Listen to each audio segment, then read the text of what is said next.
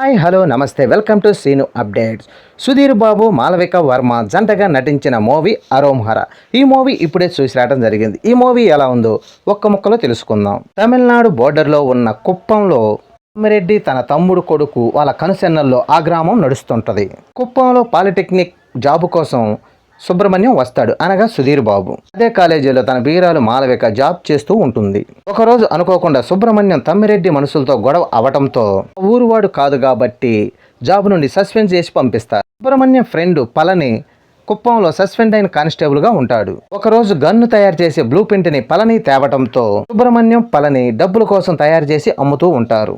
సుబ్రహ్మణ్యానికి పెద్దిరెడ్డి కొడుక్కి అనుకోకుండా గొడవ జరుగుద్ది. ఆ ఊళ్ళో పెద్దిరెడ్డి ఆగడాలు సుబ్రహ్మణ్యం ఎలా అరికట్టాడు, గన్ బిజినెస్ లో సుబ్రహ్మణ్యం ఎంతలా ఎదిగాడు, పెద్దిరెడ్డి కొడుకు సుబ్రహ్మణ్యం నాన్నని చంపాడా, పోలీసులకి సుబ్రహ్మణ్యం దొరికాడా, ఇక సుబ్రహ్మణ్యం ప్రేమ సంగతి ఏమైంది, ఇవన్నీ విషయాలు తెలుసుకోవాలంటే మూవీ చూడాల్సిందే. హీరో ఎక్కడి నుండో వచ్చి ఆ ఊరి ప్రజల కష్టాలు తీర్చి విలన్ని ఎదిరించి ఏదో ఒక ఇల్లీగల్ బిజినెస్ లో ఎదిగే కథలు ఇప్పటికే చాలా వచ్చాయి. బిజినెస్ మ్యాన్, పుష్ప, కేజీఎఫ్ ఇలా చాలా సినిమాలే. ఈ కథ కూడా అంతే.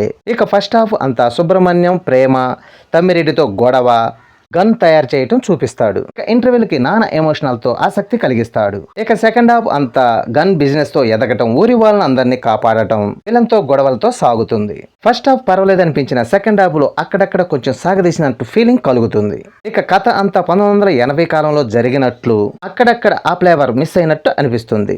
హీరోయిన్ కథలు ఎస్టాబ్లిషన్ చేయకుండా కథలోకి తీసుకువెళ్ళిపోతాడు. ఈ సినిమాలో సుధీర్ బాబు యాక్షన్ సీన్స్ మాత్రం ఎక్కువగానే ఉన్నాయి. ఇక ఈ సినిమాకి సుధీర్ బాబుకి నవదళపతి అనే ట్యాగ్ ఇవ్వటం గమనార్హం.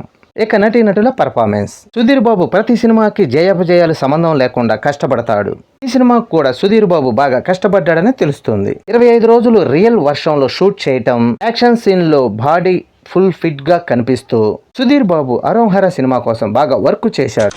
ఇక మాలవిక శర్మ చీరలో కనిపించి అందంగా అలరించింది. ఇక సునీల్ మాత్రం ఫుల్ లెంత్ సుధీర్ బాబు పక్కనే ఉండి పళని పాత్రలో అదరగొట్టాడు. ఇక మిగతా నటీనటులు వాళ్ళ పరిమితి మేరకు బాగా నటించారు. ఇక సాంకేతిక విభాగానికి వస్తే అరోంహర సినిమా మాత్రం సాంకేతికంగా చాలా బాగుంది. సినిమాటోగ్రఫీ, విజువల్స్, కొత్త కలర్ టాలెంట్ తో చాలా బాగుంది. చేతన్ భరత్ ఇచ్చిన బ్యాక్గ్రౌండ్ మ్యూజిక్ మాత్రం అదిరిపోయింది. ఇన్నాళ్ళు లవ్ సాంగ్ ఇచ్చిన చేతన్ ఈ సినిమాకి అదిరిపోయి యాక్షన్ బీజిఎం ఇచ్చి సూపర్ అనిపించాడు.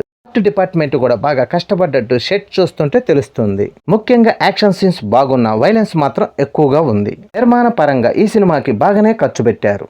కథనాలు పాతవే అయినా గానీ సాంకేతికంగా దర్శకుడు సక్సెస్ అయ్యాడనే చెప్పొచ్చు. మొత్తానికి అరోంహర సినిమా బతకడానికి ఒక ఊరు వెళ్ళిన హీరో అనుకోకుండా గన్ బిజినెస్ లోకి దిగి ఆ ఊరికి దేవుడు లాంటి మనిషి ఎలా అయ్యాడు అనే విషయాన్ని ఫుల్ లెంత్ యాక్షన్ తో చెప్పారు.